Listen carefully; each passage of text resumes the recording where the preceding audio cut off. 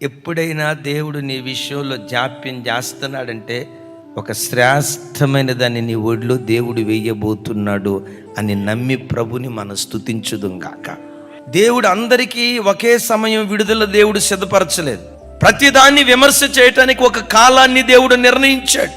నీ కన్నీరు తొడవబడే కాలం ఒకటి ఉంటుంది, నీ అంగలార్పు నాట్యంగా మార్చబడే కాలం ఒకటి ఉంటుంది, నీ తల పైకెత్తే కాలం ఒకటి ఉంటుంది. అయ్యో మరి నాకేంటి ఇట్లా, నాకెప్పుడు అనుకోకు. నాకు ఒక సమయం వస్తుంది, నీతి కలిగిన న్యాయాధిపతి తప్పకుండా నాకు న్యాయం తీరుస్తాడు. నేను ఎప్పుడు చెప్తా కదా, గుండెల్లో రాసుకోండి.